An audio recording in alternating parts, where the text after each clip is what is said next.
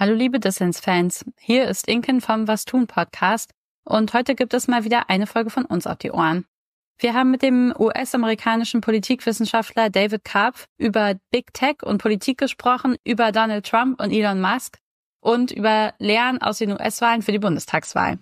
Und jetzt viel Spaß bei unserer Folge.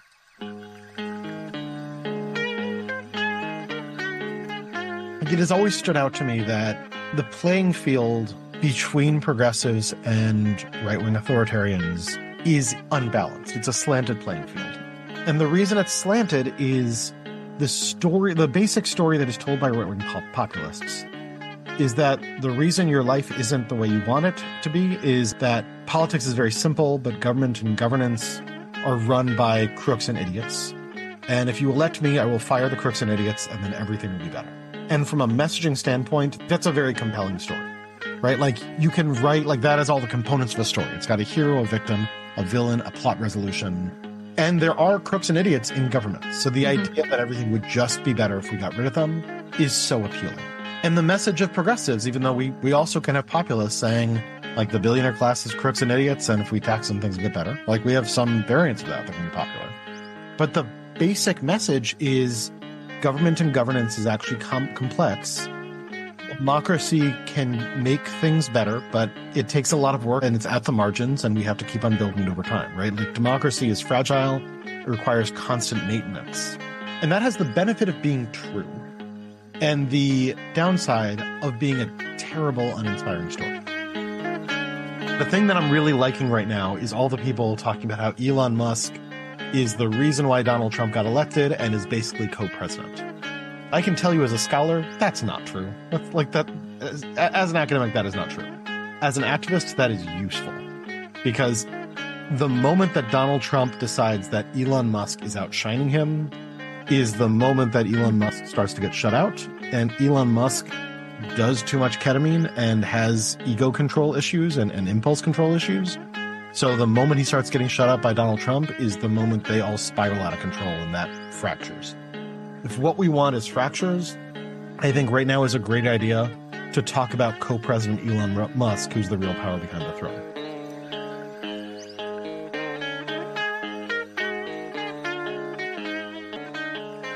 Hallo und herzlich willkommen zum Was tun Podcast. Hier sprechen wir einmal im Monat mit Linken, Intellektuellen und Aktivisten darüber, wie wir als Linke nicht nur kämpfen, sondern auch gewinnen können. Wir, das sind Inken und Valentin. Wir diskutieren viel über politische Strategie und machen diesen Podcast, um die Diskussion darüber mit euch zu teilen.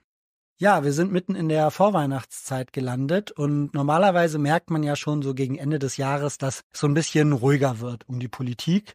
Alle sich jetzt schon so ein bisschen einstellen, vielleicht innerlich auf die Zeit zwischen den Jahren, wo man aus der Politik eigentlich fast nichts mehr hört und alles so ein bisschen pausiert scheint.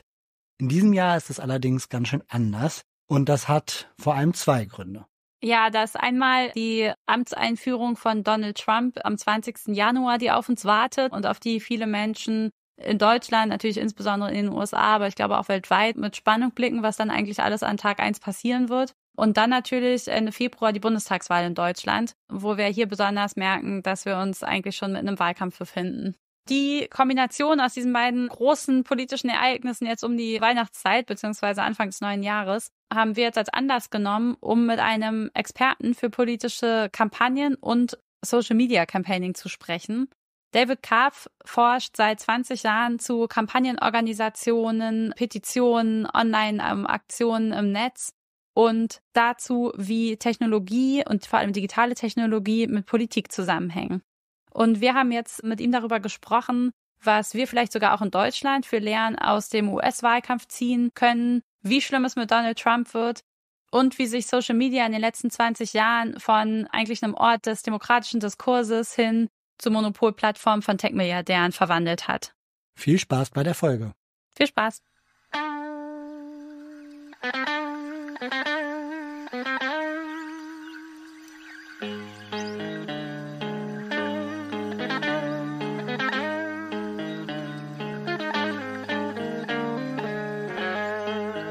Hello, David. Great to have you on our podcast. Great to be here. Hi. David, you are one of the most interesting commentators on tech and politics. And we want to talk a lot about these topics. But before we dive into that, let's talk a little bit about Trump and the elections. You live with your family in Washington, D.C., and we are recording this interview only a few weeks before the second Trump inauguration takes place in Washington, D.C. How is the atmosphere right now, and how are you feeling personally today?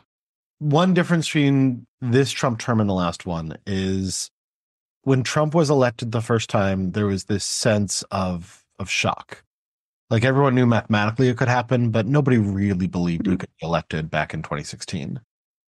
And that shock then turned to outrage, where by January, we were mass mobilizing saying, this is not us. This was a mistake. We are going to prevent this. And this time everyone knew that he could win, not just because the polls showed that he could win, but also because he had won before. So clearly it can't happen. But it's not just that we had the 4 years of experience of what was Trump like. We also had January 6th. We also had the ongoing lawsuits against him, including one that he was found guilty of, 34 felonies. We've never had a felon running for president before.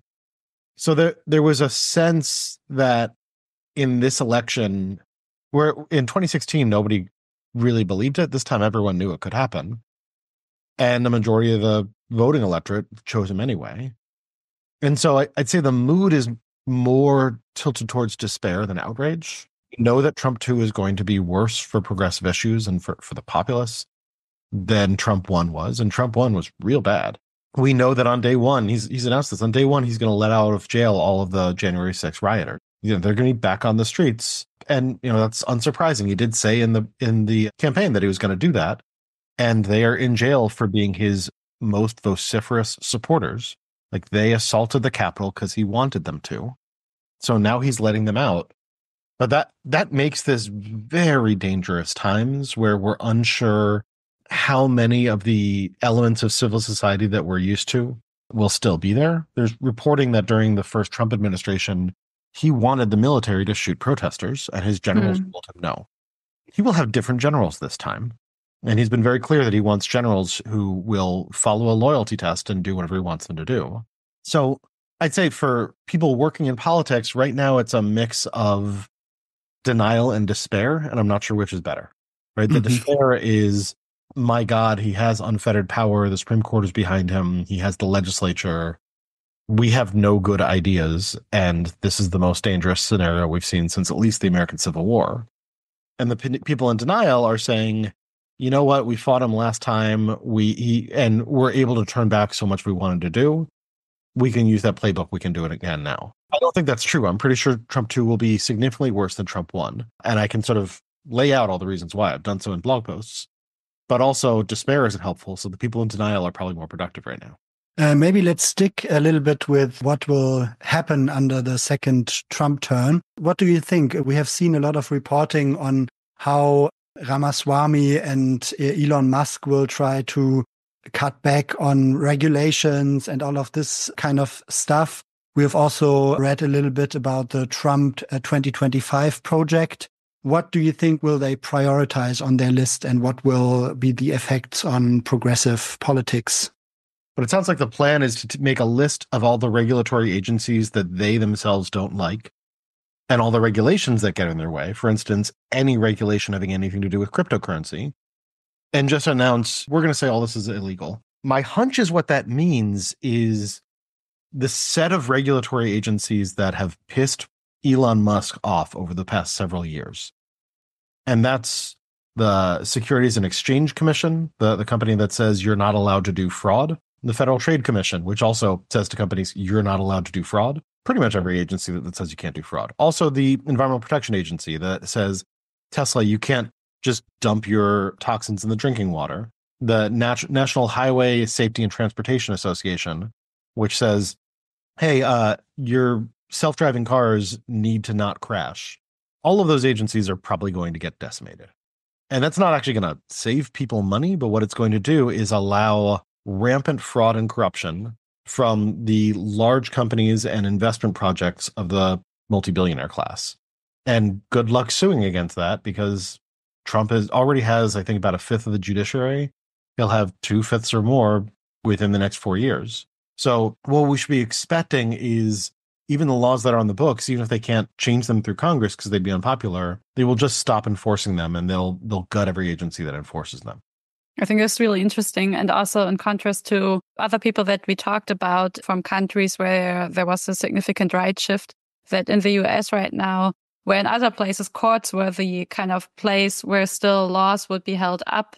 Now in the US, courts are actually the place where the shift is maybe at the moment most significant to the right and will kind of persist longest to the right, which makes a really difficult and new situation. When we maybe look at the place more of like what people can actually do, how do you think like the resistance might be different this time, or where might be chances of resistance against this Trump government? So it's hard to say. The other thing that we don't yet know about what Trump 2 will be like. Okay, I think we need to take seriously his ambitions. He has said that he wants to deport like 10 to 20 million people from this country. And logistically, that is impossible to do smoothly. Mm-hmm. Like if deporting those numbers, because he says they're all illegal immigrants or undocumented Americans, to round up those numbers, you're rounding up a lot of people who are citizens as well, but just have the wrong color skin or have pissed off the wrong official and so they decide we're going to send you out anyway. And of course, then where are they going to send them? They can't send them back to home countries, many of whom have never lived there. So we would be talking about the construction of camps and storing people at camps. That is his ambition, and we should take his ambition seriously. We should also take seriously that the people who he is appointing to this stuff are managerially incompetent, is my sophisticated way of saying fucking idiots. Like there's some of the intellectuals who are probably going to be in the Trump administration. They're political scientists. I've tangled with them in the past. And like I've been to their panels at the academic meetings. They are full of the dumbest, least insightful people in my profession. They are not people who can manage large-scale things. Mm-hmm. And one of the biggest benefits during the first Trump administration was that his ambitions were counterbalanced by his own incompetence. So we won't know until not even January. It's probably February, March, April 2025 is when we will start to get a sense of, is the second Trump administration full fascism where they implement their plans, crack down on all civil resistance, deport 10 to 20 million Americans, and outlaw the free press effectively, right? Like that's the worst case scenario. And that is a lot of that is in Project 2025. Or do they talk about a bunch of that? But then, like during the first Trump administration, he kept talking about how he was going to build a wall with Mexico. And then he built a tiny section of wall because building a wall is actually managerially very hard. And the guy didn't have the stamina for it. So we could end up in a world where he talks like a fascist and implements like somebody who needs a nap every 15 minutes. And if we're in that second world, then the threats will be objectively less bad. And the way that you confront them is mostly by exacerbating the internal tensions, right? Like all of the people working for him leaked like a sieve to the press, 8 years ago? Because they were constantly trying to fight it out with each other. Mm-hmm. And this time, since he can't run for re-election, and I know he keeps on saying, maybe I'll do a third term, but the man is too old for it. Like he's not going to, even if he overthrows the Constitution, he's not going to do another term. And he has no successor. Like J.D. Vance is not the actual successor. So every one of his lieutenants is going to be jockeying for position and trying to have a sort of rhetorical knife fight with the other people in the administration. That internal chaos, there will be a window for activists in resistance to try to fan the flames of that chaos and sort of encourage journalists to help fan it as well. That could help slow them down if we're in that second world. Mm-hmm. For the first world where it's full fascism, then I want to emphasize how little I know about how that will go, because my whole career has been spent studying primarily reformist civil society organizations in the United States, with a little bit of studying similar organizations in other advanced democracies, right? Like I'm thinking this particular week when we're talking, just last week, there was a coup attempt the declaration of martial law in South Korea. And people took to the streets and the legislators immediately said, no, we don't do that here. We lived under authoritarianism in what I think was the 1980s. We're not going back. And so they shut that down at 3 in the morning the night it happened. That was based on an activist repertoire forged under authoritarianism that was still memorable for their country. You don't have that tactical repertoire in the United States. The tactics that I was raised on and that I've studied throughout my life assume a functional civil society that, while the rule of law is never perfect, at least always gestures towards the rule of law, and you can lean on those gestures. I mean, the tactics that I used the most growing up were petitions. You're not going to petition under fascism because you're just offering them a list of names of the opposition for them to round up. I don't know if we'll be in a situation that dangerous, because I'm not sure that he and his team will be nearly that competent, but they've made clear that those are their ambitions. So for the next few months, all I can really say is a sort of bold-faced, I do not know, where we have to wait and figure out what world we're living in. And you talked a little bit about like escalating the fight of the egos in the Trump administration. Do you see any particular strategic ways for progressive activists to escalate this? So the details are wait and see. We don't know yet. The one thing that stands out, my research, as an aside, my research for the past few years has been on what I call the history of the digital future.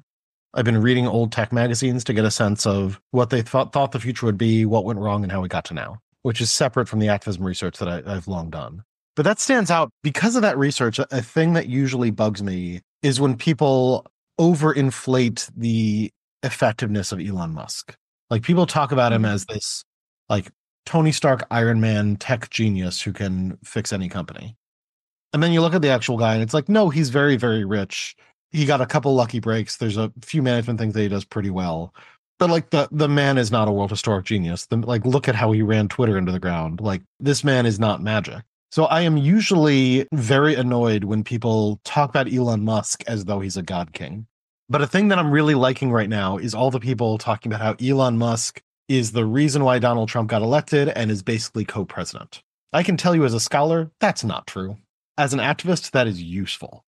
Because the moment that Donald Trump decides that Elon Musk is outshining him is the moment that Elon Musk starts to get shut out. And Elon Musk does too much ketamine and has ego control issues and impulse control issues. So the moment he starts getting shut up by Donald Trump is the moment they all spiral out of control, and that fractures. If what we want is fractures, I think right now is a great idea to talk about co-president Elon Musk, who's the real power behind the throne. So that kind of thing is probably what we want to be doing, at least in our media rhetoric.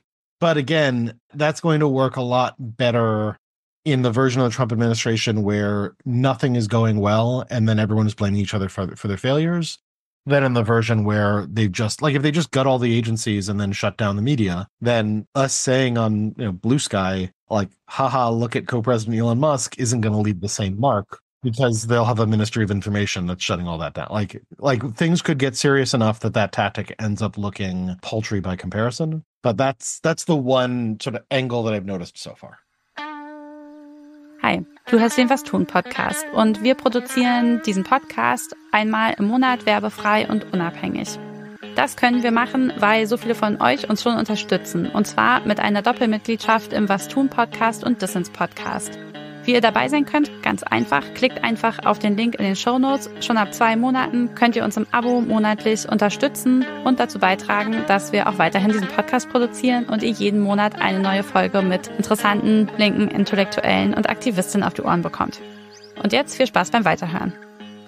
If we now take a step back again and look a little bit at the elections, there have been multiple and various ways of explaining the democratic defeat. How have you perceived the different arguments around this victory of Donald Trump and the defeat of Kamala Harris? And especially as someone who in the past has also been quite enthusiastic about the Harris campaign in general.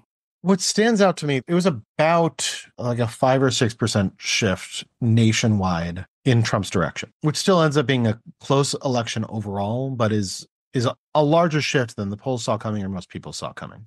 And a shift of that scale, like the one intellectual benefit of that, like only an intellectual benefit, not a benefit for the lives we lead. But 2016 was so close that you could look to any one factor and say, well, that's a tiny factor, but it's enough to make up the difference. So we can place the blame on this thing. This is a large enough shift that you can't really blame any of the factors that we would naturally point to. Like, there was worry when Harris became the nominee that there are too many racists and sexists in the United States to elect a woman of color. Like, I do think that there's probably some penalty for female candidates running for president, and for people of color running for president. That is part of the United States history, and that's part of our electorate now.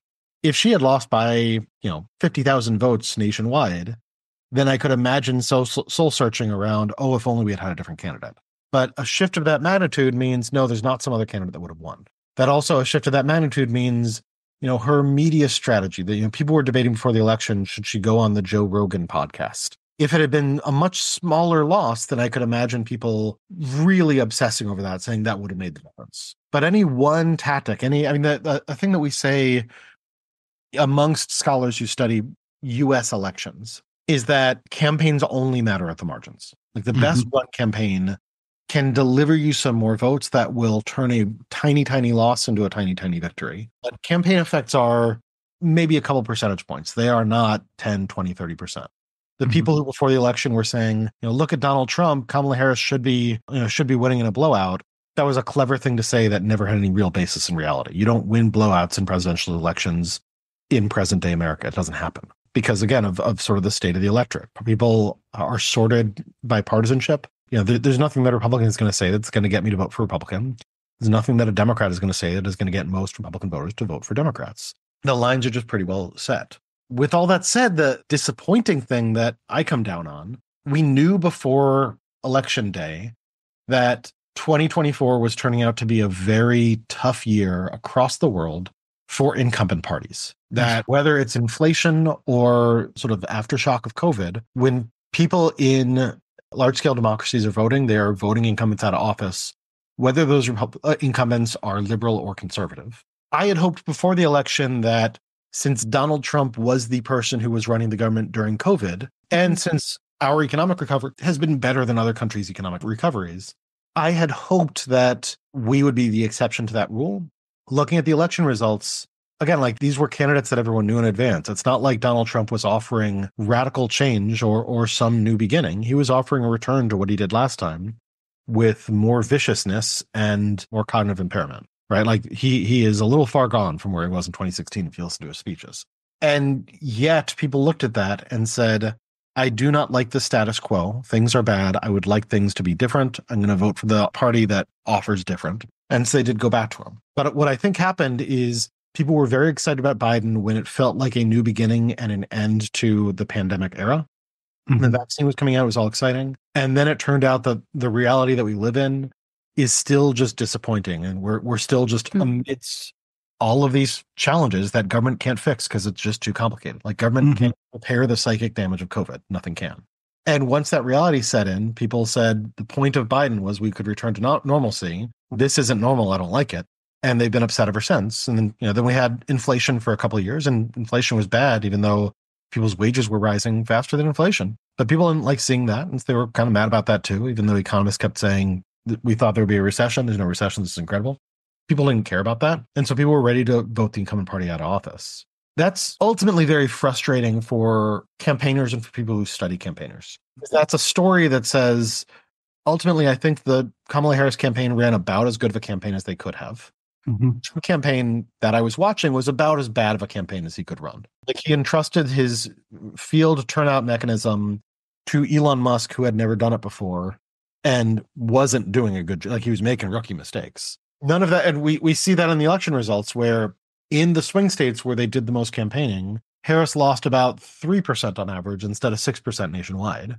Campaigning was beneficial where they did it. She clearly had a better campaign than her opponent, but that didn't matter against this sort of tidal swing of people wanting to oppose parties in office because they don't like the status quo right now. And what do you think of these explanations, like people saying that Kamala Harris let down the working classes, or that the democracy framing was way too abstract and way too far away from people's lived realities, or some people even saying that Democrats have been campaigning too woke to win? And some of these explanations are completely contradictory, but I've heard all of them, and I would be interested in hearing your opinion, especially on the working class and Bernie would have won take. The reason why Bernie supporters are making that argument is really because they want to shape the party going forward, right? So they're saying this language would have worked more. it wouldn't have worked more. Like messaging, and I say this as somebody who is a tenured professor who teaches messaging. I will be teaching a class on strategic political communication about 3 hours from now. So like this is what I teach and what I study. So it pains me to say this, but the impact of your messages and frames only matters at the tiny margins. It is not large enough to impact the outcome of this election. So the people who are saying, oh, she lost because the Democratic Party is too woke, they don't really believe that if they had used different messages that she would have won. What they believe is they would like their segment of the party coalition to have more power going forward, please. Mm-hmm. And the Bernie supporters who say Bernie would have won, like, no, Bernie would not have won. But they would like the party network to move more towards the working class and those messages moving forward. So I can understand why they're saying the things that they're saying. And the way to frame those things right now is to talk retrospectively about the election and kind of pretend if in a different world things would have been different. But no, different message. Like, she didn't run a woke campaign. Like, she really didn't. She also didn't run a particularly working class or anti-working class campaign. Like, maybe if we could go back three years and have Biden not run, like maybe things are a little different. I kind of doubt it. Really, if I had a magic wand and I could change one thing that I think would make a difference, our Attorney General Merrick Garland slow-walked the cases against Donald Trump. Donald Trump should not have been able to run for election because he committed treason on January 6th. There was a court case over that has now been set aside because they waited too long and he won. And part of why they waited too long is the Supreme Court, which had a majority of Trump supporters, weighed in and said, we're going to pause this and slow it down however we can. But if I could go back to 2021 and force Merrick Garland to just move faster, then like that would have made a difference. But if Trump is the nominee, I think we're still facing Trumpism now. Again, because there's no messaging choices that can get you around the global trend that's happening that I think is really about COVID and post-COVID inflation. Like that trend we're seeing worldwide, that's affecting parties, whether the incumbent party is conservative or liberal, whether it is populist or centrist. So I just think it's kind of unserious to say, oh, like if we had the messaging of Bernie Sanders, then this election would have been in the bag.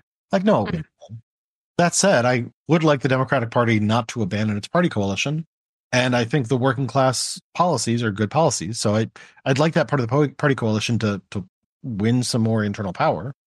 But it feels unserious because, again, Donald Trump may, within the next 6 months, be building camps to store millions of people in. If that's happening and we're still fighting over messaging, then we are really kidding ourselves. I can definitely relate to that. I definitely get the part of this was a change election. People just wanted change and like things to be normal and different again. Do you still think, or still in the light of this experience, is there anything that we still can learn? Because right now it feels to me a little bit like if the general trend is in this way, then we actually can't do anything. Why are we doing like an election campaign anyway? And I feel like a little bit like this also in respect to Germany, because we're looking towards federal elections now in Germany too in February. And I think there's something fairly similar going on with a lot of people just wishing for change and feeling that inflation has cost them too much. Although same thing, it could have been a lot worse and everything. Yeah, I just wonder if we see the general trend that clearly, is there anything that we can do in campaigns? Do you think there's anything that we can learn maybe? So I have a couple of thoughts, neither of which are a direct answer. One is I would offer a sort of a note of hope that if we go back to 2016, there was Brexit, there was Trump, there was this sense that right-wing authoritarians and populist movements were winning everywhere. And one thing that happened after Brexit and Trump is it did seem like other countries said, oh, this is serious, take this seriously. And like, let's knock it off with the authoritarians. Right? Like Meloni won in Italy. A lot of right-wing authoritarians have been winning in various countries. So I think people should take this seriously and be worried.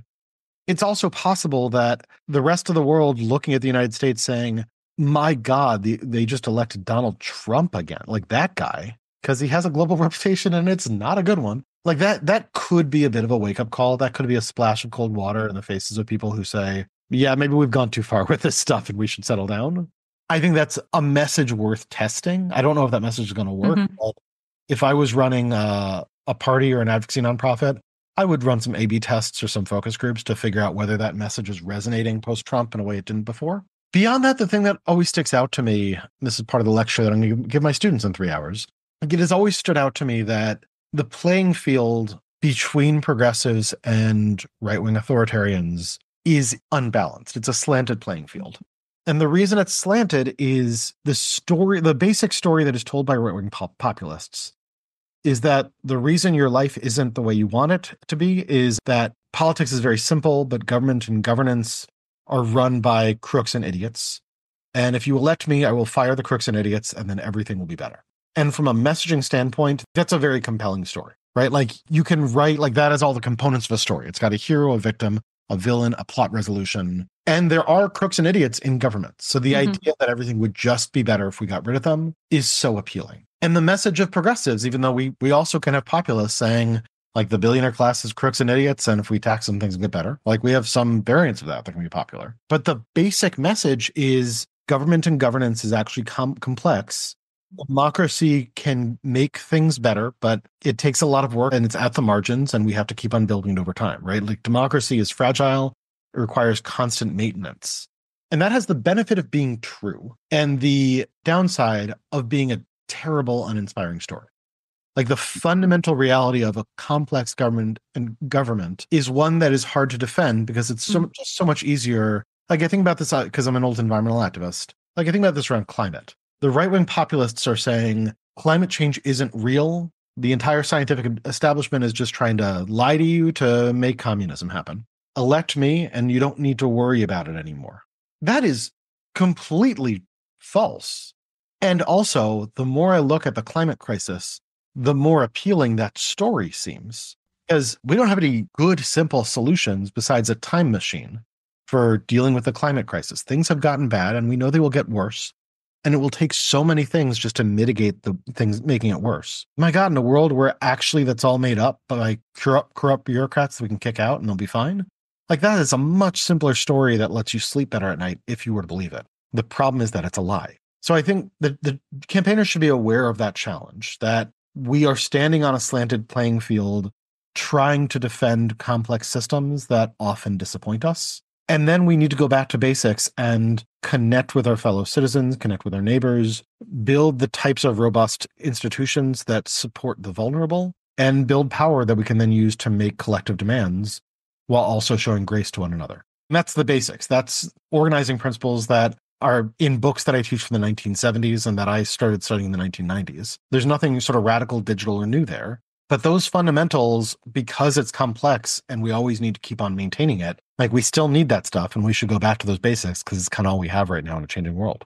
If we nonetheless stick with technology a second, the US elections are often also like testing grounds for new trends in election campaigning and new ways of involving social media in election messaging. Was there anything new that you've seen in the way these platforms have been used for political messaging? And is there maybe also something that we may also see in the German elections, which are coming up? Sure. And I feel like the two notes on social media that matter. The first is that the large platforms that defined electoral campaigning in the United States for the past decade or so are all falling apart. The most obvious one is Twitter, now X, which has seen a mass exodus since the election, but was falling apart before the election. Like it's now mostly Republicans on there, which means that it is losing the sort of central place that it used to have.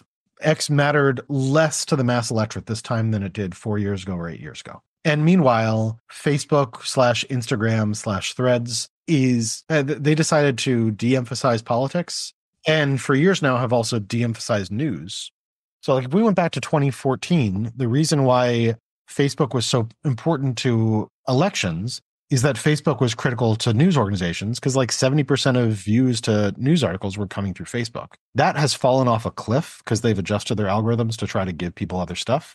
And so Facebook has mattered less to information gathering as well. That's left us with sort of a fractured social media landscape where everybody was trying things and they're still fundamentally just trying to reach audiences where they are. But what that meant was sort of a bunch of stuff that we kind of could have guessed in advance. Like if you're trying to reach young people, you go on TikTok. If you're trying to reach old people, then you still use Facebook because old people use Facebook. Also, if you're trying to reach individual niche audiences, you go on podcasts because the large podcasts have niche audiences that are built in for them. But you're still just trying to present a message to people where they are and where they'll encounter it. And that used to be like 2 or 3 big platforms, and now it's fractured. That's the first thing. And then the second thing is Elon Musk, like we knew he was a conservative coming into this, but we thought 2 years ago, I think people figured he's a conservative, but also he's a businessman. And so he's not going to want to completely turn Twitter into a propaganda network for one party, because then he has to worry about both the other party leaving that network and also, if they maintain power, not doing business with him anymore. Elon Musk went all the way full propagandist and turned Twitter, now X, into just a right-wing propaganda network. And I would expect he's going to be doing that globally as well. Like he has more at stake in the United States than in other countries because it's where his companies are based and where he's based. Like the election of Donald Trump means that a bunch of investigations into Elon Musk and his companies will now end. But he has also made it real clear that when a right-wing authoritarian government wants X to reveal information about activists that offends them, X hands it over. And when a left-wing government wants information on activists that tried to commit a coup, he stonewalls them. So he has made it very clear that that network is for right-wing propaganda and electing authoritarians. Activists going into it should just be aware that that's what they're going to get from that network. It's becoming more of a propaganda network while also declining in influence because people are fleeing the site.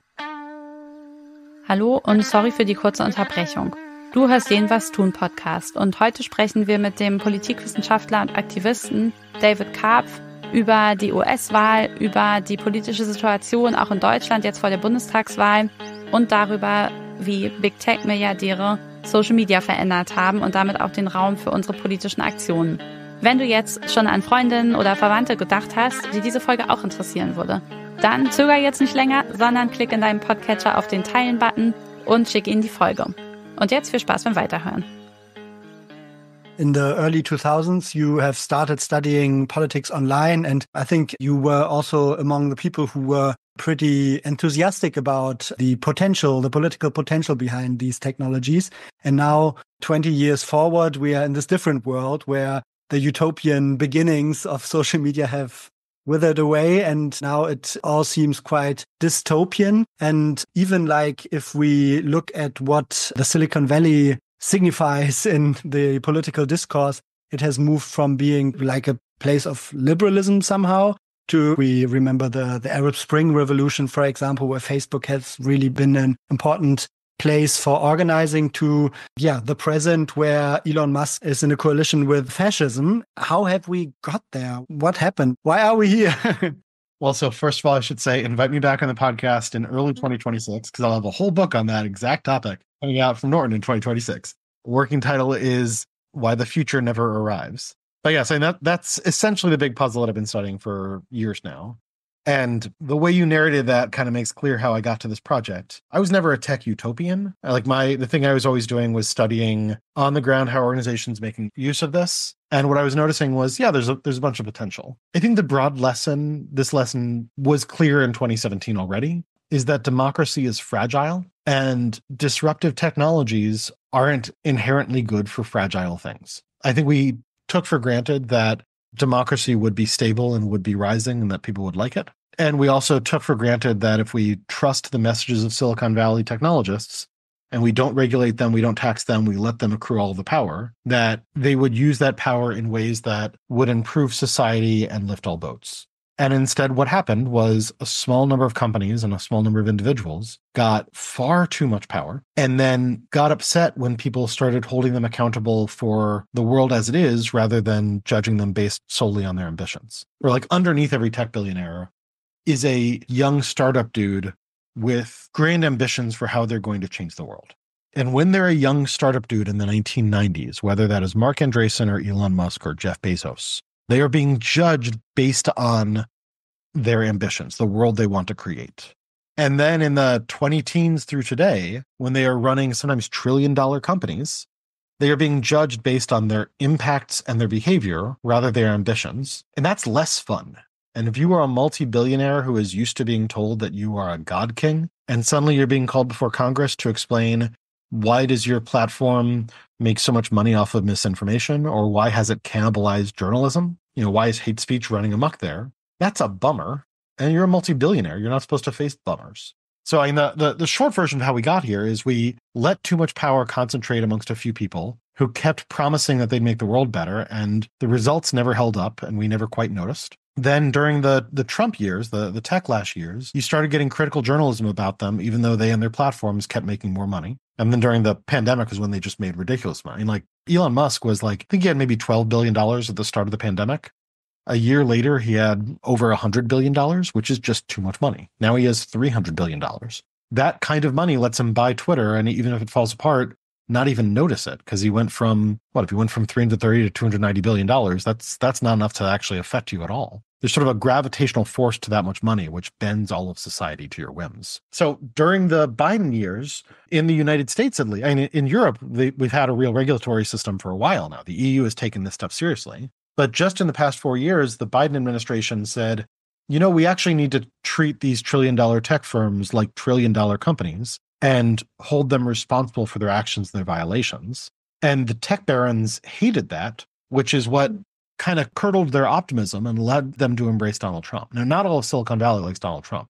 There are plenty of liberal engineers working at Google and Meta and Amazon. But the heads of these companies, particularly the venture capitalists and Elon Musk, looked around and said, we're happy to talk about multiculturalism, but what we really value is never facing any taxes and never facing any regulations. And if the Democrats are going to try to regulate us, if they're going to apply antitrust to companies that are monopolies, then we're going to actively support with hundreds of millions of dollars the other side that says, we won't tax, we won't regulate, you guys can do whatever you want, because we are just the party fundamentally of billionaires. So that's the story, is basically Silicon Valley's ambitions were not inherently democratic, but they also weren't inherently fascist. But as their ambitions grew and they got all the money and power, power corrupts, absolute power corrupts absolutely. And as they got more and more power, they then chafed against anybody who said that there should be limits on that power, and that turned them against democracy. And with the advent of artificial intelligence coming up now, do you think this will add up to the problems, or do you think there will be a big effect as well on how the political landscape online will change, or isn't it such a central part of this story, according to you? The near future of AI is going to be a mess. It's going to be terrible. And the basic thing I can tell you, so I wrote a piece for The Atlantic back in December 2022, I guess, 2 years ago. And this was not long after ChatGPT had come out. And the basic argument that I was making then, which I think has proved essentially correct, is that the trajectory of any new technology bends towards money. And we don't really know the future of generative AI until we know the business models of generative AI, which meant what I've spent the past 2 years arguing, that if we want to influence this new technology in a positive direction, the way you do that isn't regulating the foundation models. You need to regulate the business models. So in Europe, we do have AI regulations coming down the pike, and hopefully those will be strong ones. They look pretty strong now. At the state level in the United States, we have a few states that have tried to take this seriously. But the challenge that the Biden administration was haltingly living up to, like they were doing good things, but it was taking a long time to get there. But the challenge for them was to try to influence the direction that AI develops in by setting rules and frameworks that encourage companies to grow in pro-social directions. And Elon Musk hated that. The venture capitalists hated that. Sam Altman talked nice until he saw the regulations and then got mad about that. What we can expect now in the United States is an AI industry that faces no regulations and therefore chases the cheapest and worst types of money. That's going to lead to an era of fraud and corruption, even when the AI itself doesn't necessarily work all that well. Like some of these companies have already offered products that if you give it 10 to 15 seconds of a sound file, can then create a pretty compelling duplicate of that voice, which means that like an AI could listen to this podcast and then create a model of all three of our voices. That is like the one obvious use case for that is ransom. It's fraud. Like that is great for fraud. And every other use case for that basically doesn't exist. Like, I guess maybe Hollywood could use that to dupe some actors' voices, except they actually have a labor contract that says you're not allowed to do that. But like, you could imagine some other uses, maybe even possibly pro-social uses. But in terms of uses that have money behind them, it's all fraud, right? And the way that you stop that is by having governments that say, hey, if you produce these things that are mostly for fraud, you're going to face a lot of fines. It's either illegal or the fines are so punishing that you can't do it. Now in the United States, we will not have that because the people building those technologies now get to decide what parts of the government they want to exist. So I don't expect AI is going to have big effects on legitimate campaigning because like it didn't matter this election cycle because it doesn't work that well. I don't expect it's going to work very well 2 or 4 years from now. we're going to be dealing with the aftershocks of it because we're headed to a new age of fraud, and that's going to be weighing the entire economy down. If people can't trust anything they see or hear because they're just swamped with fraud all the goddamn time, that'll make campaigning more difficult, but it's not good for anybody except for the people in power, I guess. I think that's really interesting. I think I heard it on Ezra Klein's show that they had the thesis that AI would be used in the political space basically to create masses of disinformation that then kind of look like normal information, and it will just be really, really difficult for people to distinguish what's a real piece of information and what's kind of AI generated bullshit.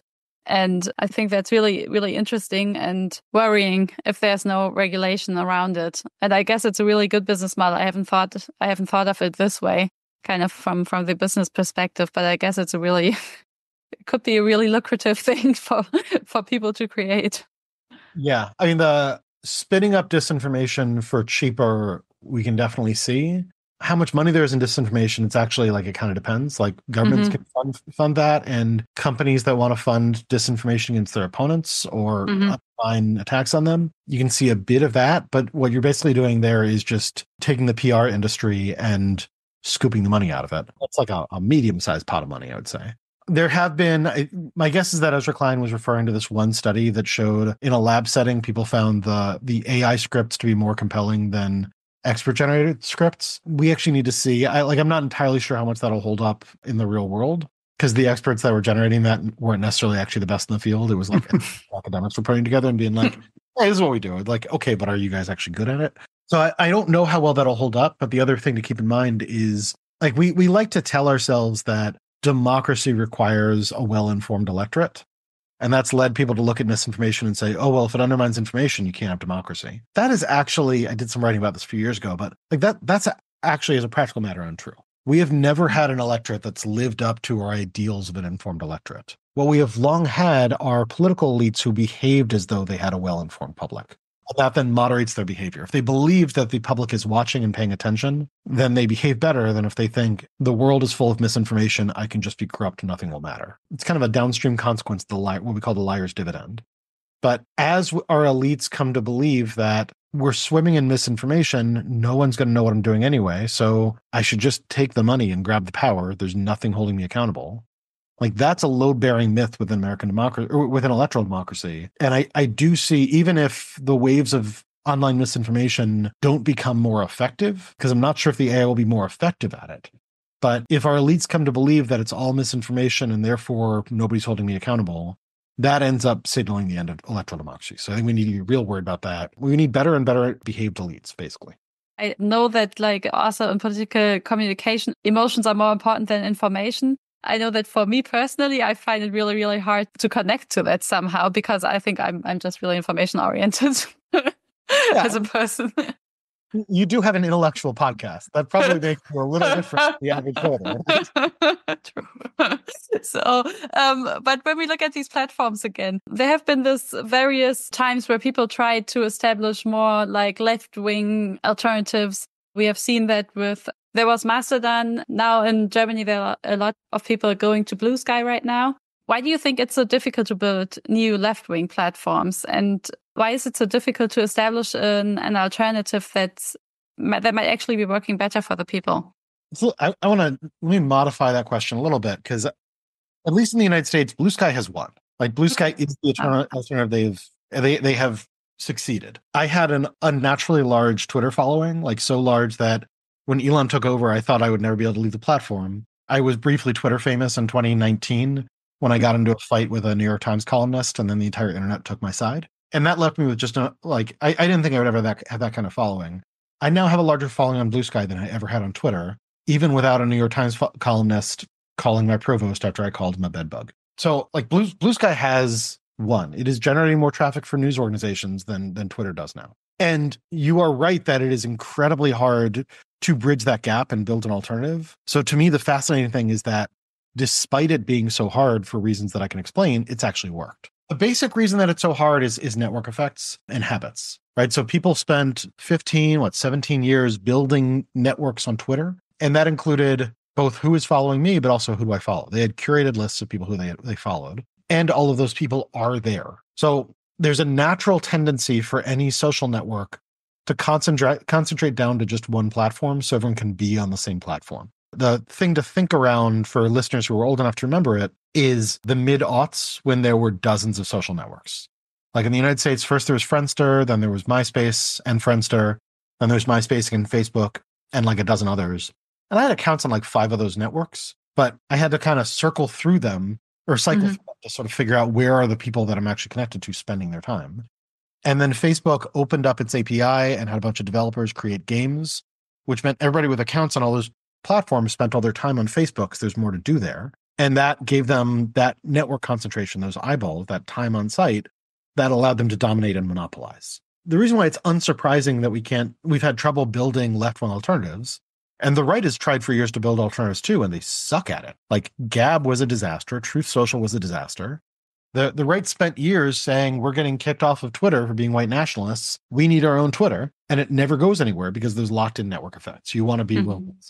The fact of Blue Sky working is fascinating for that reason. Like it should not work on paper. The basic reason that it works is that Elon Musk is a world historic, terrible businessman. Like that guy sucks so bad that he was able to ruin a platform with 17 years of advantage. Now, the details there are, I think, a little more fascinating, or like they just augment that, but they're fascinating. That unlike the other Twitter alternatives, Blue Sky, which was spun off from Twitter, like it was started actually during Jack Dorsey's time and spun off as a separate company before it was bought by Elon Musk. And the idea was to do Twitter, but on as a protocol instead of a company. But when they started up, the thing they did is during their closed beta, they invited a bunch of Twitter super users and said, hey, like you are masters of this forum. You are addicts to this type of site. You are people who really like writing short form text, even at a time when most people are on TikTok watching videos. Do you want to come over to a version of this that has fewer people, but also no death threats? And all those people, particularly, and it was populated at first by like trans shit posters. And they were like, yep, I would be happy to leave this, do the same thing that I like doing, but not have anyone threatening my life. And since it was invitation based, they had about a year where they were growing the user base, where it was essentially a party where the people who are most addicted to Twitter and made the network worthwhile kept inviting their friends. And meanwhile, Elon Musk kept introducing terrible modifications to Twitter that led more people to say, I got to get the hell out of here. So the thing that stands out to me is, because Mastodon is also protocol based and they had a head start. But what Blue Sky did is they decided that they were going to take the culture and community very seriously and start by building a user base that liked Twitter and essentially made Twitter the user experience that people wanted. They hit that critical mass, they opened up, and then they kept capitalizing on Elon Musk's mistakes. Threads is still much larger than Blue Sky, and they had a large advantage for a long time. But now Blue Sky has more like daily users than even Threads. Like Threads has a larger user count, but people don't log in. And that's because Threads, being a Mark Zuckerberg production, decided to go very heavy on the algorithm and be almost impossible to read the people who you actually want to read. Like every time I go to Threads, I'm just lost on what's going on. And Blue Sky said, okay, the basic Twitter user experience is a reverse chronological feed of the people that you follow. We're just going to do that. We're going to invite the people who like that experience. They're going to populate the site and sort of give you the Twitter that you liked from 10 years ago. And then as Elon Musk keeps on screwing things up and people want to flee, they're going to flee to us. Like theoretically, like if you had talked to me about this 3 years ago, I would have told you that it is functionally impossible for a social network to displace Twitter by offering just the things that Twitter already offers. That should not be possible. And the only explanation is that Elon Musk has so ruined Twitter because he is such a fucking idiot that Blue Sky has been able to succeed. And if you look at the boost in user numbers, it's not just post-election, but every spike in user numbers before that was driven by Elon Musk announcing another change to the platform that made the platform worse. And people said, oh shit, where do I go? And they go to the thing that was spun off by Twitter that looks a lot like Twitter, but didn't have as many people. You know, now it's got like 25 or so million people, keeps on growing. It doesn't have quite the numbers of Twitter, but it has the usage of Twitter. And it doesn't have a bunch of bots or white nationalists offering you death threats all the time. It's fantastic. And its success, like it's so unsurprising that it's hard for that to succeed. It should be impossible. It is only possible because of the sort of the most powerful, like one of the most powerful sort of propulsive negative forces in the world is Elon Musk's fucking personality. That guy is. So we've been talking a lot about the US elections, but we have this upcoming election in Germany too. And in the end of our podcast, we always ask our guest what's to be done. So in this case, I would like to ask you, What can we in Germany maybe learn now from the US election, looking forward to ours? So again, since I specialize in US elections and you have a different electoral system and the thing I always try to remind international audiences when I talk about US elections is that our elections are ridiculous. They last a year and a half. They're multi-billion-dollar affairs. Every other democracy has a structurally better electoral system than us. So I'm reticent to give advice because I feel like the system that I study is just so unique and embarrassing. But the main thing I would note is, like I mentioned this earlier in the podcast, but I think return to organizing basics and take the threat really seriously. Right? Like, we are living in a time where the US electorate, having experienced Donald Trump and then rejected Donald Trump, said, we are so at odds with the status quo that we're going to go back to that. And if we can go back to that, then other countries can also embrace right-wing trends where a year or two ago you would have thought we know better. So, that's not advice of like, here's how you win, because I don't know how to win. My country just lost, and I think the loss is going to be with us for generations. But all that I come back to is the fundamentals of organizing or how we build power. And this is a time to build power and take seriously the challenges in front of us. So I imagine all your listeners, particularly if they've listened to a podcast, me talking for this long with you, I imagine they all take it seriously, but I want to encourage them, like, that is the right approach. And protect the vulnerable, organize, build community. That's what we do. Thank you so much. We will definitely take it with us and try our best to organize. Thanks so much for taking the time, Dave. Very much appreciated. Thank you. Thank you so much.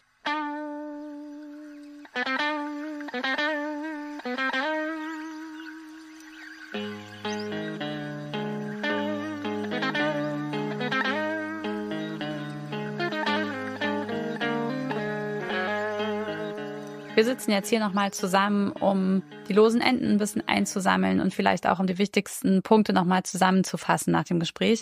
Valentin, was bleibt dir denn als erstes noch im Kopf?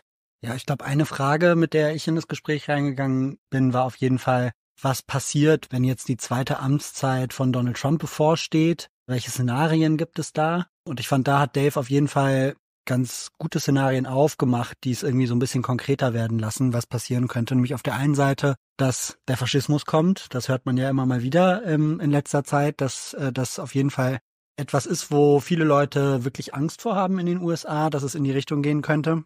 Und auf der anderen Seite, dass es aber schon auch noch die Möglichkeit gibt, dass dieses Trump-Kabinett, was der jetzt aufstellt, man hat ja in den letzten Wochen immer wieder die Picks gehört, welche Namen da jetzt gerade im Topf sind, wer gehandelt wird, welche Skandale es um diese ganzen Leute gibt, dass das tatsächlich auch dazu führen könnte, dass es ein relativ dysfunktionales Kabinett geben könnte. Und falls das der Fall ist und dieses Szenario zutrifft, eben auch die Möglichkeiten für progressive Einflussnahmen viel größer sind. Zum Beispiel, wenn man eben ganz gezielt diese Konfliktlinien innerhalb der Trump-Regierung dann versucht zu eskalieren. Und da war, fand ich, auch schon so ein erstes wichtiges Campaigning-Learning für mich dabei, nämlich als CampaignerInnen sind ja die Konflikte auf der gegnerischen Seite immer was wir erstmal prinzipiell gut finden und wo wir versuchen mitzuarbeiten. So jetzt auch da in den USA. Das fand ich ganz interessant. Ja, total. Das fand ich auch einen interessanten Punkt. Auch, dass er ganz am Anfang erstmal noch gesagt hat, eine zweite Trump-Präsidentschaft wird grundsätzlich erstmal sehr anders aussehen als die erste Präsidentschaft und auch schon auch dieses Gefühl nochmal beschrieben hat, mit dem Leute gerade da unterwegs sind. Also, dass die Antwort 2016 war Widerstand und jetzt eigentlich eher so eine Form von Depression oder, wie hat er es genannt? Ich glaube, er hat gesagt, es gibt entweder die Leute, die in Denial sind, also die sich eigentlich der Realität verweigern, dass sie gerade sehr schlecht ist, und die in Depression und Despair sind, also die eher auf der Seite von Traurigkeit und Verzweiflung sich gerade befinden und dass beide Reaktionen aber eigentlich nicht hilfreich sind, sondern dass man jetzt erstmal abwarten muss, was passiert. Und ein Punkt, den er dann noch gemacht hat zu diesen beiden Szenarien, die du gerade genannt hast, den ich richtig interessant fand, war, dass die Frage auch einfach ist, was für Protestrepertoires eine Gesellschaft hat. Und dass, wenn das erste Szenario eintritt, der Faschismus, dass es dann irgendwie schlecht aussieht, weil die US-Gesellschaft damit einfach seit 200 Jahren keine Erfahrung mehr gemacht hat. Und die ganzen Protestrepertoires, die gut bekannt sind und die Leute kennen und können, dass die halt vor allem in dem ersten Szenario funktionieren können, wo es schon auch eine Regierung gibt, die sich an gewisse Regeln hält und auf so ein gewisses Feedback der Bevölkerung irgendwie reagiert oder angewiesen ist. Ja, das fand ich auch einen sehr interessanten Punkt mit den Protestrepertoires, weil die sind ja auch, ich meine, das ist ja ein bisschen die zugrunde liegende Annahme bei seinem Argument, dass die eben auch sehr hartnäckig sind. Also was wir in der Bewegungspolitik tun, ist nicht einfach rein instrumentell. Wir sind in einer Situation, die bestimmte Reaktionen dann rational scheinen lässt. Wenn das Szenario eintritt, dann werden alle das und das machen, weil es die einzig logische Antwort ist darauf. Sondern dass es eher eben so tradiert ist. Also wir wählen immer wieder aus den Formen, die uns bereits bekannt sind. Und es ist auch gar nicht so leicht, da zu wechseln. So. Und das ist natürlich jetzt soziologisch interessant, im Hinblick auf die USA natürlich total beunruhigend. Das stimmt. Obwohl auch da habe ich mich zum Beispiel gefragt, wie viel Gesellschaften trotzdem auch von anderen Gesellschaften lernen können. Also David Karp hat ja selber jetzt das Beispiel genannt aus Südkorea, wo die Gesellschaft sich gerade dagegen gewehrt hat, dass der Präsident einfach so die Macht übernimmt. Oder es gibt auch von Timothy Snyder, einem berühmten Historiker in den USA, Bücher, wo er lange über den Faschismus und die Entstehung des Faschismus in Europa in den 30er Jahren geforscht hat.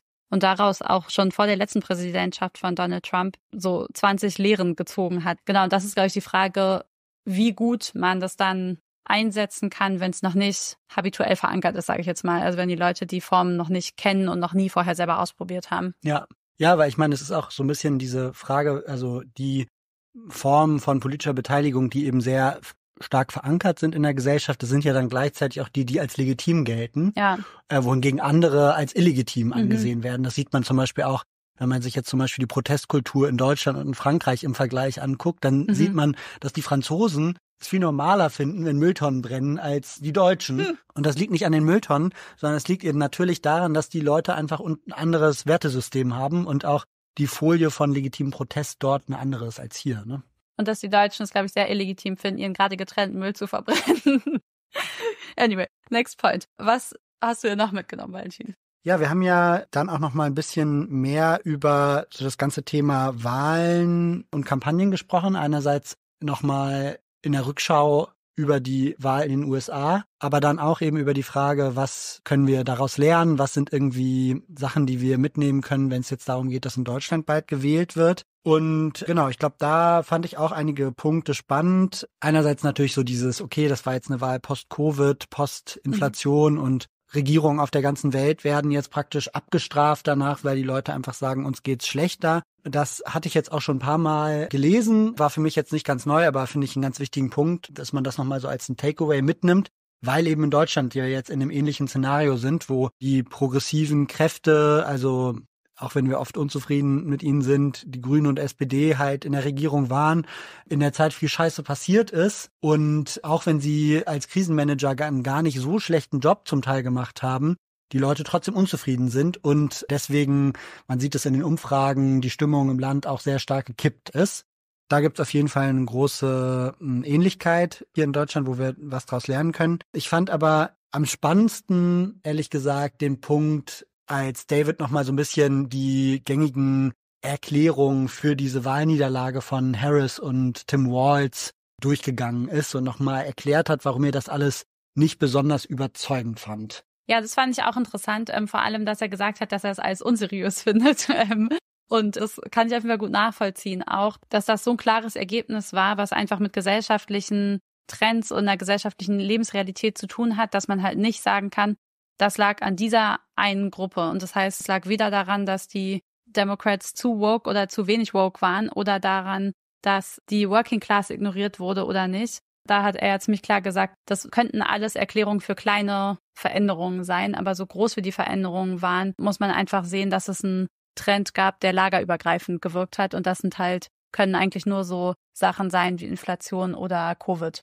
Ja, da fand ich zum Beispiel zu diesem Punkt, es gibt ja jetzt gerade in der Linken viele Leute, die sagen, ja, Bernie Sanders hätte sicher gewonnen, dass Dave da gesagt hat, dass man das eigentlich, diese Erklärung vor allem verstehen muss als einen Versuch, nach dieser Niederlage jetzt das politische Momentum zu nutzen, um den eigenen Einfluss innerhalb der Demokratischen Partei auszuweiten, dass Dave das ja auch gut findet, weil er Bernie Sanders auch gut findet und auch will, dass dieses linke Lager innerhalb der Demokraten stärker an Einfluss gewinnt. Ich denke, das geht uns allen so. Aber eben trotzdem den Abstrich zu machen und zu sagen, so, das ist jetzt nicht die Analyse, die uns jetzt zeigt, woran es gelegen hat. Ja, total. Ich glaube, ein weiterer Punkt, den ich irgendwie nochmal interessant fand, jetzt auch mit Blick auf die Bundestagswahl, ist die Analyse, die er nochmal gemacht hat dazu, wie einfach Progressive oder Linke auf einem unequal playing field, also auf sozusagen einer ungleichen Basis stehen, was Wahlkämpfe angeht im Vergleich zu Rechten und Rechtspopulisten. Nämlich darin, dass wir irgendwie als Progressive immer am Ende noch versuchen, was zu verteidigen, was einfach insgesamt sehr komplex ist. Selbst wenn wir auch grundlegende Veränderungen an Regierung wollen oder am Staat wollen oder so, dann wollen wir trotzdem einen Staat mit einer starken Infrastruktur, mit vielen Absicherungen, in denen an ganz vielen Orten Sachen demokratisch entschieden werden und Menschen gemeinsam mit demokratischen Prozessen sind. Und das heißt aber natürlich, dass es insgesamt ein sehr komplexes System ist, was man da am Ende verteidigt und dass es immer schwieriger ist, das zu kommunizieren und vor allem am Ende auch in jetzt so Wahlkämpfen wie in den USA, wo es nur 2 Parteien gibt, zu kommunizieren. Man ist auf der Seite der Demokraten, die grundsätzlich den Staat irgendwie schützen wollen oder die grundsätzlich den Staat behalten wollen, dass es immer schwieriger ist, das zu kommunizieren, als zu sagen, die bösen Eliten nehmen uns alles weg, es liegt am Deep State und wir müssen sie einfach nur alle loswerden, alle unsere Probleme sind gelöst. Und das fand ich irgendwie nochmal interessant, weil ich glaube, dass es schon ein ähnliches Problem zunehmend auf jeden Fall auch in Deutschland gibt, jetzt insbesondere gegenüber der AfD und dem BSW, die ja auch sehr stark die korrupten Elitendiskurs fahren, wo es eben sehr schwierig ist, irgendwie noch dagegen zu argumentieren, dass man konkrete Verbesserungen in diesem System will oder das System an bestimmten Stellschrauben verändern, damit es sich auch grundsätzlich ändert, aber wo man immer in einer komplexeren Argumentation am Ende ist, irgendwie als dieser reine populistische Diskurs. Ja, das fand ich auf jeden Fall auch einen interessanten Punkt zum Thema Kommunikation und Messaging. Eine Frage vielleicht noch an dich, Inken. Ich meine, es gibt ja immer wieder Diskussionen linker Populismus. Da versucht man ja, das so ein bisschen zu durchstoßen und nicht zu sagen, es ist alles in Wirklichkeit furchtbar kompliziert und komplex und wir müssen alles ganz viel erklären und dann hoffen wir, dass die Leute uns trotzdem noch gut finden. Wie würdest du das jetzt miteinander verbinden? Also David Kaff meinte ja auch, und es stimmt, glaube ich, dass wir ja auch Versionen von diesen Narrativen haben. Also wir haben ja auch Versionen, in denen wir sagen, es sind die reichen Millionäre und Milliardäre, die nicht genug besteuert werden. Wenn wir sie gerecht besteuern, dann haben wir genug Geld für uns alle zusammen, für die Sachen, die wir machen wollen. Ich glaube, dass leider es trotzdem immer schwieriger ist, Demokratisierung und Vergesellschaftung zu kommunizieren, als jeder macht für sich allein. Einfach weil die grundsätzliche Erfahrung der Menschen im Neoliberalismus ist, jeder macht für sich allein. Und es dann natürlich viel leichter ist, anzuknüpfen und den Leuten die Geschichte zu erzählen, ja, jeder macht für sich allein und daran, dass du es alleine gerade nicht schaffst, ist übrigens nur der Staat und der Deep State und dass es so viel davon gibt, schuld. Und ich glaube, unter der Prämisse ist es einfach schwieriger zu sagen, wenn wir es dann alle gemeinsam machen, dann wird es schon klappen, weil das setzt total viel Vertrauen darauf voraus, dass am Ende alle auch wirklich mitmachen und dass alle sich an die gemeinsamen Regeln halten. Und das ist, glaube ich, einfach viel schwieriger zu vermitteln. Wobei jetzt bei dem Punkt, du hast jetzt gerade von Vergesellschaftung gesprochen, da finde ich zum Beispiel ganz interessant, also das würde ich niemandem empfehlen, das zu kommunizieren als Teil der Botschaft, weil das ja einfach nur ein Prozess ist und da haben wir ja von Anat gelernt, dass man sich eher auf das Ergebnis konzentrieren soll, als auf den Prozess oder die Instrumente dahin. Also deswegen sollten wir auch nicht sagen tax the rich, sondern mehr darüber sprechen, was wir mit dem Geld machen könnten, wenn Reiche gerecht besteuert werden würden, was dann eher so ein nachgeschobener Weg zu mehr öffentlichem Geld ist und nicht schon unsere politische Utopie. Übersetzt auf das Feld von Vergesellschaftung wäre es eben mehr Selbstbestimmung, eine andere Form von Gestaltungsmöglichkeiten im öffentlichen Raum, im Verkehr und so weiter, also konkrete Sachen, die man da anders machen will und dann schlägt man das halt vor als den Prozess dahin, der aber dann praktisch nicht das Element der Botschaft ist, die die Leute mobilisiert, oder? Das stimmt. Aus der Komplexitätsnummer kommst du, glaube ich, trotzdem nicht raus, weil auch, deswegen habe ich dieses Beispiel der Demokratisierung auch genannt, dass wenn man demokratisieren will und das eins der Ziele ist, dass man auf einer Werteebene verfolgt, dann wird es immer noch ziemlich viele Leute geben, die darauf keinen Bock haben. Das glaube ich als erstes. Als zweites scheint es einfach immer noch, glaube ich, mit der erlebten Realität von Menschen gibt es da einen ganz schönen Clash, weil die Leute sich vor allem erstmal denken, ich habe keine Zeit dafür. Oder mit meinem Nachbarn habe ich da auch keinen Bock drauf. Und dass da einfach so viele Veränderungen gleichzeitig notwendig sind, dass es ganz schön kompliziert ist. Noch ein letzter Punkt dazu. Ich glaube, was außerdem schwierig ist, was für die USA gilt, aber für Deutschland auch, ist, dass wir zwar ein stärker gebrochenes parlamentarisches System haben, wo man stärker mit der eigenen Zielgruppe sprechen kann, dass es aber trotzdem immer noch auch so ist, dass wir auf der liberalen und linken Seite einfach breitere Koalitionen haben aus einem Spektrum von Leuten, die eigentlich den Staat sehr grundlegend verändern wollen und den Leuten, die ihn im Wesentlichen so behalten wollen, wie er jetzt ist, aber kleine Sachen verändern wollen, ein paar Reformen vielleicht machen wollen. Und man mit denen gemeinsam sprechen muss und es total schwierig ist, die gemeinsam zu adressieren. Und wenn man dazu linkspopulistisch wird, man den Teil der linken WählerInnen-Koalition verliert, den man auch braucht, um zu gewinnen. Ich finde, ein weiterer Aspekt bei dieser Frage nach dem ungleichen Terrain für rechte und linke Botschaften ist tatsächlich auch, dass linke Botschaften immer Veränderungsbotschaften sind. Also man sagt, es könnte alles besser sein, wenn ihr das und das macht. Und dann müssen die Leute dir immer noch glauben, dass es, wenn es anders wäre, tatsächlich auch besser wäre. Und dass es nicht vielleicht gar nicht funktioniert in Wirklichkeit, was man vorschlägt, oder gar nicht realistisch ist, dass man es wirklich umsetzen kann oder diese ganzen Sachen. Und Rechte verändern ja auch wahnsinnig viel. Also das sieht man jetzt praktisch ja gerade auch in den USA bei dieser Koalition aus Elon Musk und Donald Trump, die ja wirklich disruptiv jetzt praktisch den Staat erschüttern. Aber die verkaufen das immer in einer Botschaft, die letztendlich eher rückwärtsgewandt ist und die einem deswegen viel mehr das Gefühl gibt, dass sich die Sachen schon mal bewährt hätten. Die sagen ja, die haben ja keine Utopie, sondern eher so eine Retropie, wo sie sagen, eben bei Make America Great Again, es war schon alles mal gut und das Altbewährte, das gab es schon alles, das wollen wir wieder machen. Ja. Und das ist irgendwie, löst was ganz anderes aus als dieses progressiv in die Zukunft gerichtete, ne? Ja, das erinnert mich auch daran, dass ich mal bei Fokusgruppen dabei war. Also da wählt man so Leute aus dem gesellschaftlichen Spektrum aus, die werden dann von ModeratorInnen verschiedene Fragen gestellt und man erfährt so einiges über deren gesellschaftliche Sicht und kann halt auch Botschaften so testen und gucken, wie die Menschen darauf reagieren. Und dass da eine Kommunikationsempfehlung am Ende auch war, dass man nicht sagen soll, wie man möchte, dass Deutschland sich verändert, sondern dass im Grunde das Narrativ, Deutschland soll wieder besser werden, am Ende am besten funktioniert hat, selbst wenn man Sachen auch macht, die es vielleicht noch gar nicht gab. Aber dass Leute vor allem dieses Gefühl haben wollen, dass es nichts ganz grundlegend Neues ist, sondern dass man den Status quo noch ein bisschen verbessert, dass es sich in Anführungsstrichen wieder ein bisschen besser anfühlt. Und das hängt, glaube ich, auch damit zusammen, dass viele Leute sich einfach irgendwann in der Vergangenheit in ihrem Leben schon mal besser gefühlt haben und da dann immer dran denken und immer wieder hin zurück wollen. Ja. Vielleicht wirklich letzter Punkt dazu, ist irgendwie gerade ein spannendes Gespräch. Deswegen finde ich es auch cool, dass wir da irgendwie jetzt vielleicht kurz bei dem Punkt verweilen.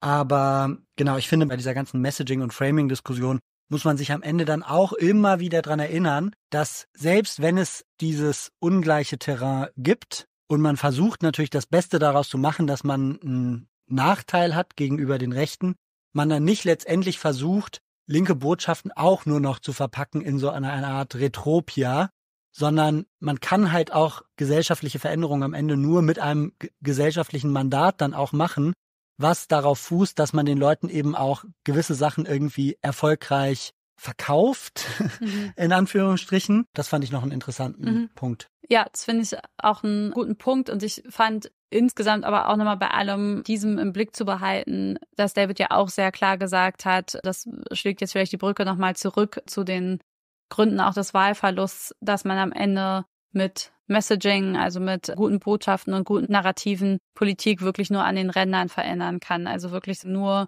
kleine Prozentsätze verändern kann. Wenn der gesellschaftliche Wind einfach grundsätzlich gegen einen steht, dann schafft man es damit trotzdem einfach nicht. Das ist auch ein guter Reality-Check für alle Leute, die an Kampagnen arbeiten, dass man sich da auch nicht zu sehr überschätzt, sondern dass man eben weiß, okay, unsere Rolle ist hier, das Ganze noch mal ein bisschen aufzupolieren und die grundsätzlichen Verhältnisse sind aber irgendwie auch, wie sie sind. Ja, okay, letzter Punkt. Social Media und Politik. Da haben wir eigentlich noch ziemlich lange drüber gesprochen. Vielleicht werfen wir da jetzt einfach noch mal ein paar Schlaglichter darauf, was wir da noch so am meisten im Kopf haben. Ja, also ich würde sagen, die Klammer zu dem Punkt ist für mich so ein bisschen, Social Media war mal ein sehr anderer Ort, als es heute ist. Ja. Und es war mal praktisch ein Ort, an dem sich Leute vernetzt haben, Gegenmacht aufbauen konnten und so weiter. Heute haben wir ungefähr 20 Jahre später super kommerzielle Plattformen, auf denen es oft für Progressive total schwer ist durchzudringen. Das beste Beispiel, das hat David im Gespräch ja auch sehr stark gemacht, ist dafür natürlich Twitter. Aber es gilt in gewissen Maßen eben auch für andere Plattformen wie TikTok oder Instagram, dass entweder Politik insgesamt kaum mehr vorkommt oder eben rechte Akteure Vorteile haben. Genau, das wäre so für mich die Klammer eigentlich zu dem Punkt Social Media und Politik. Und dann vielleicht noch als so ein einzelnes Takeaway für mich, dass er gesagt hat, die Social-Media-Landschaft ist auch viel fragmentierter heute. Also es zerfällt immer mehr in kleine Inseln. Ja, was ich auch nochmal interessant finde an diesen Social-Media-Plattformen, die ja inzwischen fast alle großen Tech-Milliardären gehören, dass er da nochmal gesagt hat, die haben zum Teil mit ganz anderen Ambitionen gestartet, als sie jetzt in den Plattformen tatsächlich umsetzen, weil was man von so einem jungen Typ Silicon Valley vielleicht, da geht's vor allem tatsächlich um die vielleicht auch gesellschaftlichen Ambitionen oder so, die der hat, und es ist dann vielleicht so eine schillernde Figur. Und das, wenn man dann aber tatsächlich Besitzer so einer großen Tech-Plattform ist, dann geht's halt vor allem am Ende um die Zahlen und um die Nutzerzahlen und die Dividenden und Revenues, die da rauskommen. Und dass das einfach auch sehr stark verändert, wie diese Plattformen gestaltet werden am Ende oder auch, was die dann politisch gut finden, weil sie vielleicht am Anfang auch noch denken, dieses soll alles ein Ort von freiem Sprechen und freier Rede und demokratischem Diskurs sein und so. Und sich am Ende, wenn sie aber merken, dass die Regulierungen gegen Fake News oder Hate Speech sie auf ihrer Plattform ganz schön viel Geld kosten, sie sich dann doch politisch nochmal ein bisschen fragen, wo sie eigentlich stehen, weil es einfach zu teuer für sie ist. Und dann halt Revenue aber am Ende wichtiger ist. Das fand ich nochmal einen interessanten Punkt und auch nochmal eine interessante Teilerklärung dafür, warum Social Media gerade da steht, auch wo es steht. Mhm.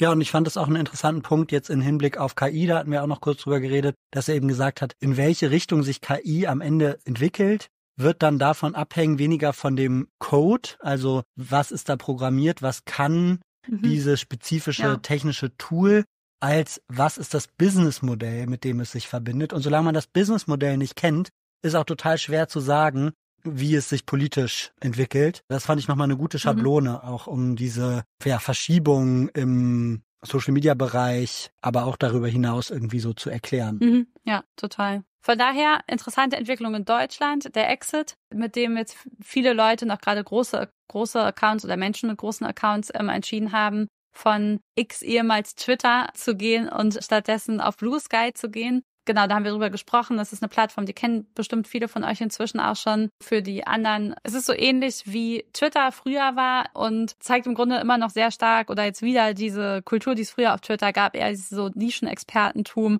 Man guckt sich raus, wem man folgen möchte. Ich folge zum Beispiel jetzt da irgendwie wieder so eine Reihe von Leuten aus dem Energiebereich und Klimabereich irgendwie, wo man so ein bisschen spezialisierte Expertise und Wissen kriegt. Und es aber vor allem einfach ein Diskurs irgendwie ist, der sich bildet. Und das ist wirklich jetzt ziemlich erstaunlich und spannend, auch was David erzählt hat, dass es überhaupt gelungen ist, Blue Sky so groß jetzt aufzuziehen.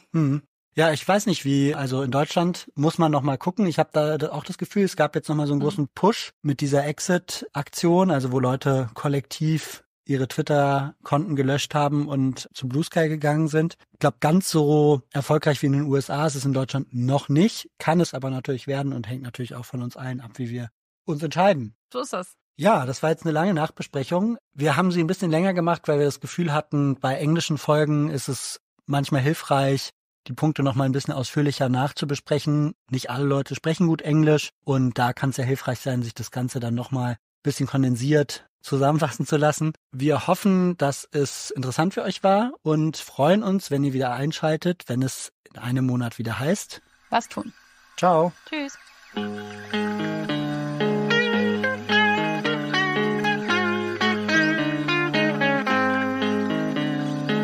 Das war der Was tun Podcast. Konzept und Redaktion Inken Beermann und Valentin Dissens.